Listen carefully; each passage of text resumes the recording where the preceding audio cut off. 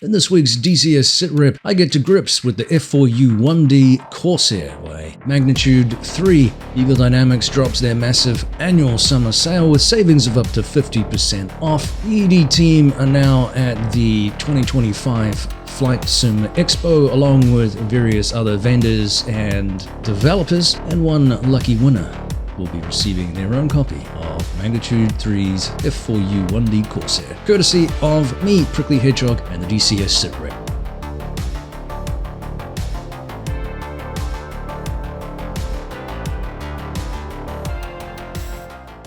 Welcome back to the DCS SITREP, the new show on all things pertaining to DCS World, the world's premier combat flight simulator for the home PC right now. It's brought to us by Eagle Dynamics and its numerous third-party affiliates. One of the things that's going on right now is the big summer sale, and this is an annual thing and includes savings of up to 50%, and there are some real goodies in there. For that 50% list, it's extensive, and I'll refer you to the newsletter, but it does include things like the A-10C2 tank killer, various World War II aircraft, such as the Mosquito and the P-47D Thunderbolt. We also have a large number of helicopters here, like the Apache, for example, the Black Shark, the Hind, the Magnificent 8, the Gazelle, and the Huey. 50% off those. Those are premier modules in some cases, particularly the Apache and the Hind, as well as the Black Shark 3, which has been around for quite a while and is the most advanced and up-to-date iteration of that particular aircraft. A lot of fun to fly. It's one of my favorite helicopters. So there's some good things there. There's a feature of things here in terms of maps. We have Nevada, Persian Gulf, and the Channel. That's 50% off right now. And another thing to keep in mind, the World War II Assets Pack too. So if you're picking up, say, some of the World War II modules, or if you're interested in the Corsair, then you may want to be picking up that World War II Assets Pack as well. Again, 50% off. Large number of campaigns. I won't go through those because the list is massive. But bear in mind here, 40% off things like the Viper and the Hornet and the Super Carrier, which is a great accompaniment to the Hornet naturally, and any campaigns, again, that are in there that you're interested in, again, embellishing that ability to use the aircraft in anger a little bit. We have 30% off right now the Tomcat, which doesn't often go on sale, so that's pretty good. The Tomcat, the F-86F, the JF-17 Thunder, and also the MiG-15 BIS or BIS FC, 30% off there, like I said. 30% off Kola, 30% off Normandy 2, and also Syria. Some good maps there. And again, another list of campaigns I won't go through here. 25% off right now too on the Phantom 2, which is a fantastic aircraft from Heat Blue Simulations. So if you don't own, say, for example, the Tomcat or the Phantom, there you go. Some great savings there to, again, embellish that hangar. Again, another list of campaigns. I won't go through, but quite a few for the F-18 and the F-16 there, and also the F-14 in terms of 30% off. Now, there are a smattering of modules that aren't on sale right now, unfortunately. This includes things like the aircraft for the Flaming Cliffs 2024. The Mirage, unfortunately, is not on sale. And also the F4U 1D Corsair. We are going to do a giveaway of that. We'll come back to that in just a minute. The Chinook and the Kiowa, not on sale. The newer maps, such as Afghanistan, Cold War, Iraq, Sinai, South Atlantic, those aren't on sale right now.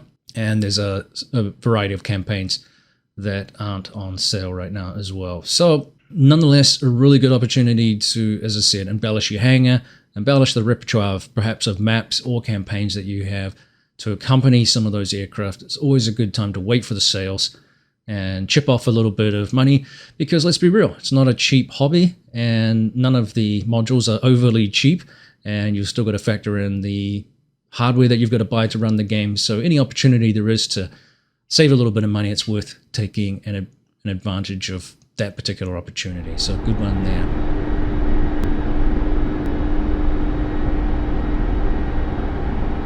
Well, let's turn now to other news, and of course, what's going on right now is the FlightSimExpo 2025, and Eagle Dynamics is naturally there. One of the things that interested me is that they are bringing their MiG-29A Fulcrum, the full fidelity version of this, to FlightSimExpo 2025. This is the 27th through to the 29th of June 2025. Unfortunately, work commitments and mandatory training that I had, 40 hours of training over the last 4 days or so, really hampered my ability to get to this. I would have been a day late, and the logistics of it just weren't going to work out. Unfortunately, I've had a really super busy week.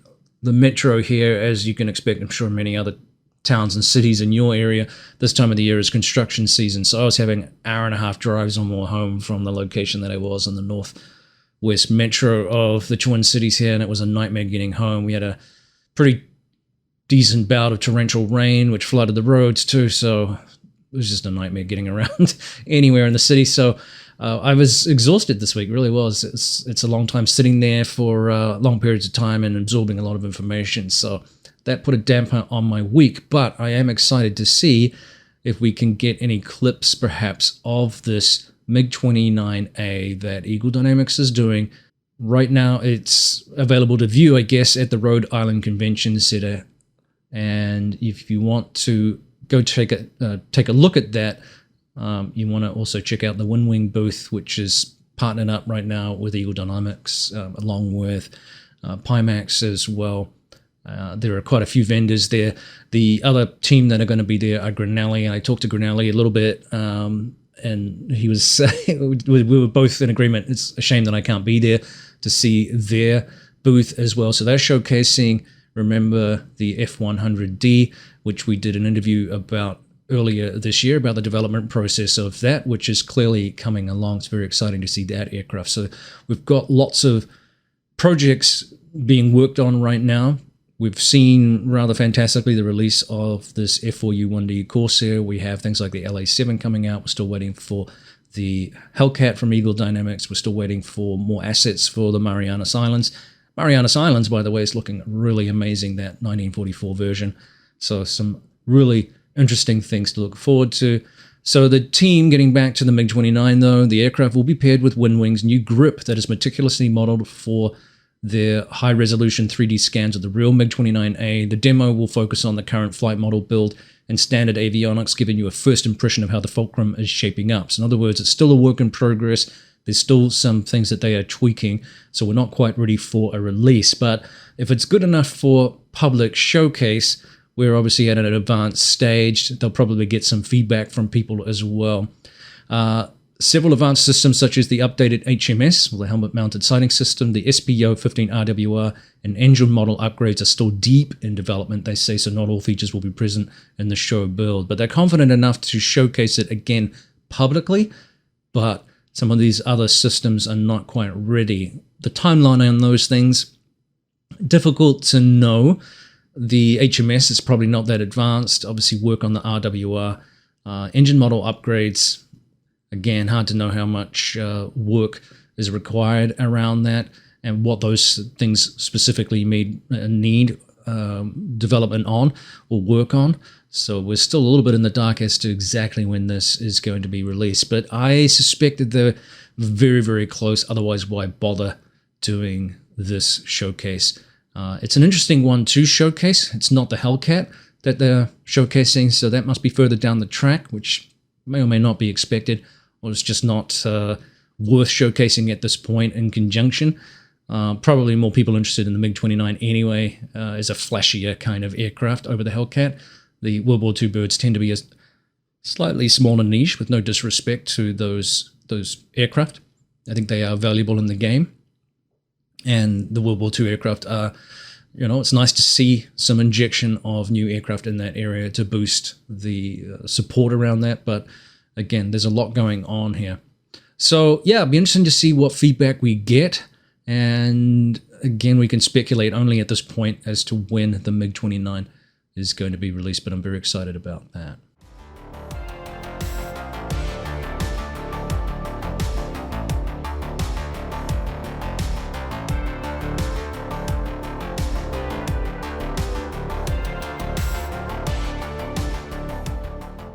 And lastly, in the newsletter here, the Eagle Dynamics team plugged the Virtual Weapons Academy, which consists of a dedicated team of passionate aviation enthusiasts who wish to instruct new members of the DCS community. While their namesake is the U.S. Air Force's Weapons Academy, they teach most DCS aircraft Their training will build your knowledge from fundamentals to weapons employment. They are also working on adding more advanced and niche topics like LSO, CAT-CC, livery creation, and mission editing. From naval to rotary wing, read for NATO and US Air Force aircraft. They have multiple 24/7 training servers within DCS, 1v1 and group training. Form instructors. For more fun, join the Virtual Weapons Academy Discord. Didn't know that existed. That's really handy because it is a difficult sport, this one. It takes a while to figure things out, even with tutorials sometimes. Some aircraft obviously are very easy to deploy. Some of the World War II aircraft not too bad, but again, there are some challenges, and the newer aircraft, again, there are some sequences that you have to go through sometimes to launch a weapon, and that can be a little bit frustrating to get to grips with, and it takes time to learn. So especially if you're doing it by yourself, and when you have maybe an instructor pilot to sort of help flow you through those things, it's certainly a big help, because not all of us have that intuitive kind of understanding of these things. Some people are really good at deciphering that much more quickly than certainly I am. And it also takes time too. That's the other thing that really inhibits sometimes the enjoyment of the game, because it takes time that you often don't have, and then you put the game down for a while because you work X number of hours a week, and you lose track of where what you've learned or where you're up to, and you sort of have to start again. So that can be frustrating.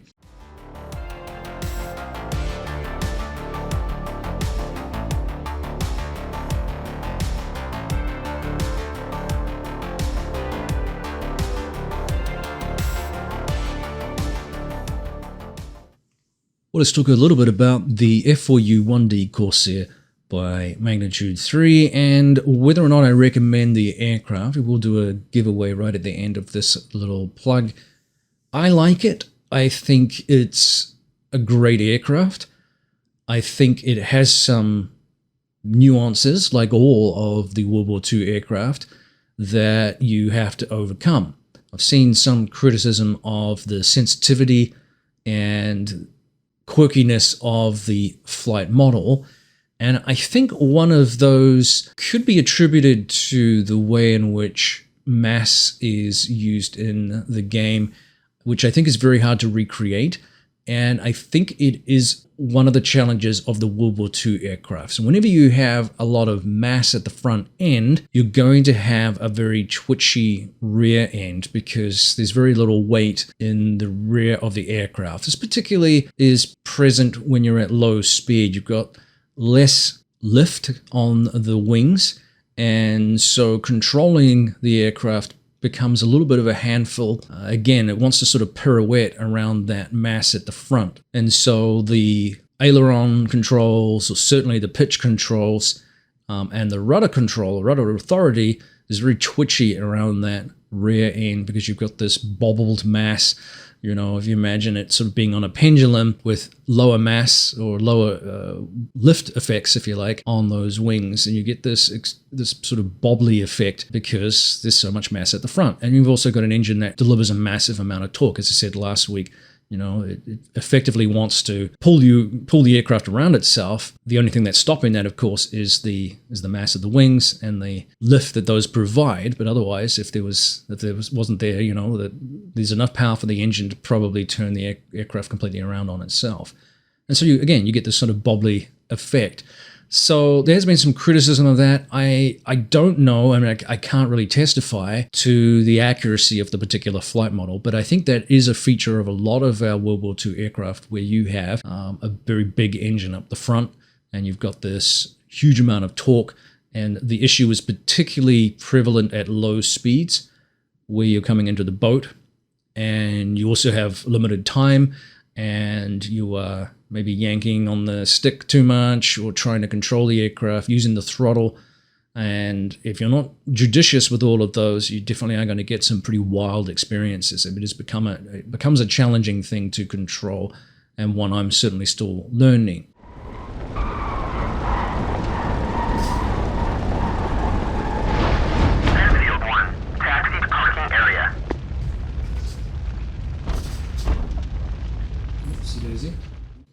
One thing I have started doing is experimenting a little bit with the Y and X axes in terms of trying to control that pitch and roll, take some of the sensitivity out of that using maybe some dead zone, especially on takeoff where it can wobble around a little bit.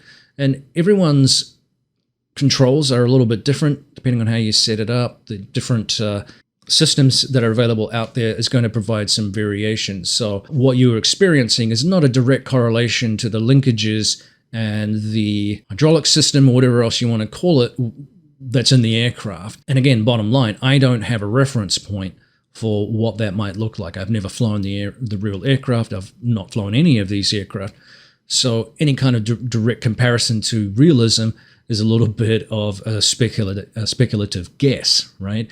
But we know that it's very, very hard to recreate some of those physical actuation systems and get it to directly correlate to whatever joystick that you're having. So there may be a need for some polishing, if you like, or some dampening effects using the X and Y curves. Again, like I said, maybe creating a little bit of dead zone just to dial back some of that sensitivity and make it a little bit more flyable. That's going to be a preference point. Some people say I don't need any of that at all. I never make any adjustments. I know people that are very much against that kind of thing. Again, it's going to come down to personal preference and maybe looking at what that aircraft, how it handles in real life, and is there some correlation that I can make from videos and those kinds of things. But again, I think DCS is a great game, but it's very difficult to recreate some aspects of that flight modeling. We may see, quite possibly, some adjustments to the flight model based on customer feedback, if it's constructive, of course, because a lot of people just come out there and say, the flight model sucks and realistic. That's not a helpful way for Magnitude 3 to assess, perhaps, some of the more complex elements of building that flight model or tweaking that flight model, again, based on getting a lot of data from people. Certainly people who can make those calculations, if you like, against known data. So it's a tricky thing. Yeah, so I expect some tweaking, some adjustments. But overall, I guess the question that a lot of people are going to ask, is it worth it? Is it worth the price? Is it worth buying the aircraft? Am I going to get the fun out of it? I guess if you're a fan of the aircraft, you like the history of it, you've always enjoyed it, you watched the, Black Sheep series many years ago, was it Ernest Borgnine? If you have an affinity for the aircraft, then certainly go ahead and buy it. I think you'll enjoy it. I think it's a fantastic model. They've done a great job of the exterior. They've done a great job of the interior. Provides a lot of visual enjoyment. That flight model, as I said, is something a little different, and it's not the same as flying the jets. None of those World War II aircraft are as fluid, if you like, as the jets, especially the ones with fly-by-wire type systems. It's definitely a much more organic and visceral kind of flying. There's a lot more feedback, and it also requires a lot more manual intervention, whether that's managing the engine for cooling, etc., and power efficiently. And there's a lot of fiddling around with the various levers, and also the adjustments such as trim and pitch and that kind of stuff that you are having to dial in as you fly around or make major adjustments to angle or doing maneuvers and things like that. You're going to have to dial in your trim and stuff like that and make those adjustments to keep it still flying in a flyable fashion. Otherwise, there will be some variation, and that's not dissimilar to a lot of the aircraft in the game. So there's nothing new here, or there shouldn't really be any surprises. It's just a matter of figuring out what are the idiosyncrasies of this particular flight model, this particular aircraft, and how can I make the compensation that still makes it flyable for me. And so again, with the variations in joysticks and flight control systems out there, there's going to be some variation. What works for some person may not work for you because your setup is slightly different, or there's a personal preference in the way in which you enjoy the flight model, which is subjective. It's going to vary from player to player. The way you enjoy it might be different from somebody else, and so therefore the way you dial in, say for example, dead zone or some curves, etc. on your joystick, it's going to perhaps be different from somebody else. You may not like what somebody else has shown you as a setup. So there's a lot of variation in that, a lot of personal experience. And if you're unsure, then don't do too much, or watch some videos, look at what people are doing, learn a little bit about the aircraft and its idiosyncrasies before you make rapid changes or overcompensatory changes, because there are some quirks with some of these aircraft. Like I said, they are designed and built for a primary purpose, which is usually speed and combat. And so they're not, they're not going to handle as relaxed as a Cessna. You're dealing with effectively an old-fashioned race car, and they are tricky to fly, notoriously tricky. And we still see today World War II aircraft getting crashed occasionally because of mistakes, because they are challenging to fly. And as I said last week, a lot of pilots, even during combat, made those mistakes and found themselves getting killed or getting injured or walking away from a crash, if they were lucky, because of the quirks associated with the flight model. So I hope that explanation helps a little bit. I'm still getting to grips with it. Like I said, one of the things I do enjoy is Eagle Dynamics' 1944 map. Marianas. It looks amazing. Flies well. The quirks that some people associated with the performance issues with the modern day Marianas is less prevalent, I think. The islands look great. So well worth downloading if you haven't already. It is a free map, remember, so worth having a look. And also I'm looking forward to more of the assets available for this particular map, which I think will likely be introduced when we see the Hellcat. We've got the LA7 coming as well. So it's going to be interesting to see and compare these various flight models and even some of the existing flight models in the game, as a comparison point. But again, it's not an apples to apples comparison. All of these aircraft are slightly different, even if they have some similarities.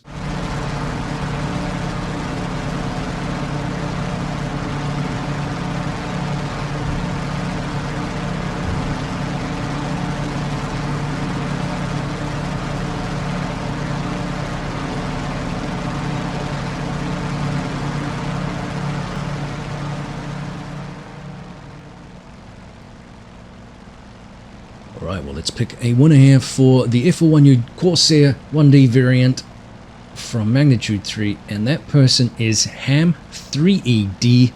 Congratulations, sir. If you would reach out to me via email, and I will send you, or if you, just send me an email, and we will figure out getting you a copy of the aircraft. This will be the only giveaway I'm doing for the Corsair, unless Magnitude 3 wants to reach out and give me some free copies to do further giveaways. But I am going to do a MiG-29A giveaway here shortly as well, and stay tuned for that, because that's also an exciting prize. We'll wait to see if we get any clips from this from the FlightSimExpo 2025 this year, and we can talk a little bit more about that hopefully in the near future. But once again, thanks for tuning in to the DCS SITREP. Unfortunately, we do come to the end of another video.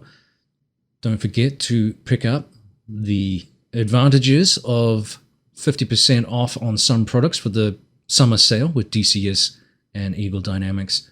I have several reviews that I'm working on right now. One, of course, is for the SimFab seat that I own. It's been fantastic as an addition to my virtual cockpit, if you like. And also I'm working with Pimax on the Crystal Super, the VR headset, their flagship, if you like. And it has been a real treat. We've got some interesting, I think there'll be some surprises coming out of that review for those of you that own the Crystal Lite and the Crystal OG. If you had any regrets about buying those and you wanted to upgrade, or if you feel like perhaps you should have bought the more expensive one, I don't think you're going to be that shortchanged, believe it or not. I think you're getting a really good deal out of those products, and we'll spend more time talking about that in the near future. I'm looking forward to seeing feedback from the FlightSimExpo for Grinelli Designs, who are there with their booth. If you want to check out some of the work that goes on behind the scenes, I do have earlier videos from this year where we talked about the processes of research, development, and producing aircraft for DCS World from the perspective of a smaller studio a team of very dedicated and passionate and talented people working to bring these amazing aircraft to life in DCS World, which I'm really looking forward to seeing, and looking forward to seeing again some feedback there, and also feedback from the DCS Eagle Dynamics booth and their showcase with Winwing on the MiG-29A. As I said at the very intro, it looks like this isn't too far away, barring some work that they are doing on a couple of areas on the aircraft. So stay tuned for more information on that. Congratulations to this week's winner, Ham3ED, and don't forget to reach out to get your copy of the F4U1D Corsair from Magnitude 3, which I think overall has been a great introduction and injected some fresh life into the World War II genre within DCS World, and we've got more to come in the near future. So thanks again. We'll see you next time on the DCS SITREP.